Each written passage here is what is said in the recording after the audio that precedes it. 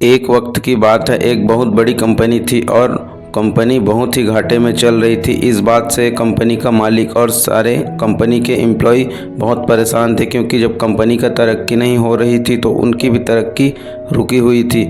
अब उस कंपनी के सारे लोग इस बात से परेशान थे कि आखिर किस वजह से हमारी कंपनी की तरक्की रुक सी गई है। सारे लोग उस कंपनी का तरक्की ना होने की वजह ढूंढने में लगे थे।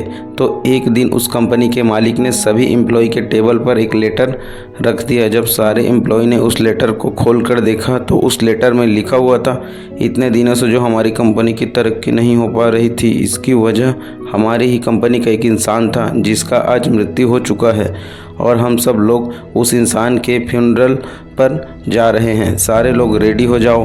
जब सारे एम्प्लॉय वह लेटर पढ़ा तो एम्प्लॉय को खुशी तो बहुत हुई कि जिस इंसान की वजह से हमारी कंपनी का तरक्की रुका हुआ है वह इंसान इस दुनिया में नहीं रहा। अब हमारी कंपनी फिर से तरक्की करने लगेगी। लेकिन वह सारे लोग थोड़ा दुखी भी हुए, क्योंकि हमारी जैसा भी हो वह हमारा कंपनी का एम्प्लॉय था और आज उसका डेथ हो गया है। तो उस कंपनी के मालिक ने सारे एम्प्लॉय को एक जगह जमा किया और सब मिलकर उस इंसान के फ्यूनरल पर गए। और वहाँ पर एक बड़ा सा हॉल था। उस हॉल के बीच में एक ताबूत रखा हुआ था।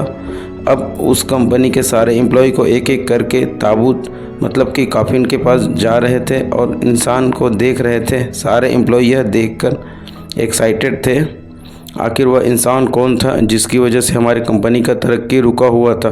तो जब एक एक करके सारे एम्प्लॉय उस कॉफिन ताबूत के अंदर देख रहे थे तो सारे हैरान हो जा रहे थे। उस कॉफिन में कोई इंसान नहीं था, बल्कि उस ताबूत में एक मिरर लगा हुआ था, जिसमें उस सारे एम्प्लॉय को अपना ही शक्ल नज़र आ रहा था।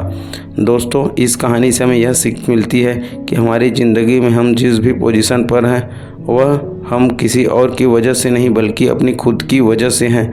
हम बहुत सी अपनी परिस्थितियों को दोष देते हैं, मजबूरी को दोष देते हैं, लेकिन हम यह नहीं सोचते हम जब मजबूर हैं आज हम पर जो हालात है वह भी हमारी खुद की वजह से है। हम हमेशा अपने काम को कल पर टालते रहते हैं, काम करने का मूड नहीं है, यह सब बहाने देकर खुद को हम आगे बढ़ने से रोकते हैं। अगर हम अपने काम को 100% नहीं देंगे तो हमारी तरक्की भी नहीं हो सकती। सपने तो हम बहुत बड़े बड़े देख लेते हैं, लेकिन बाद में हम खुद पर ही शक होने लगता है कि क्या मेरे सपने सच हो पाएंगे, क्या मैं इन सपनों को सच कर पाऊँगा। यह शक हमारे दिल में इसलिए पैदा होता है क्योंकि हम खुद को पता होता है कि मैं अपना सारा दिन किन चीज़ों पर लगा रहा हूँ, किस में हम लोग टाइम वेस्ट कर रहे हैं। हमें रोज़ रात में गिल्टी महसूस होता है कि मैं आज दिन भर कुछ नहीं किया, मेरा दिन पूरा बर्बाद कर दिया, वेस्ट कर दिया और काम के नाम पर कुछ नहीं किया। अगर आप इस चाहते हो आपको गिल्टी महसूस ना हो तो आपको उन बहानों को साइड में रखकर अपने काम पर फोकस करना पड़ेगा। वो कहते हैं ना कि मेहनत इतनी खामोशी से करो कि कामयाबी ही शोर मचा दे। इस तरह का वीडियो सुनने के लिए मेरे इस चैनल को सब्सक्राइब जरूर करें और सबको आगे पहुंचाएं ताकि यह YouTube इस चैनल को ग्रो करने में सहायता दे। फिर मिलते हैं अगले वीडियो में, तब तक सभी अपना ख्याल रखें।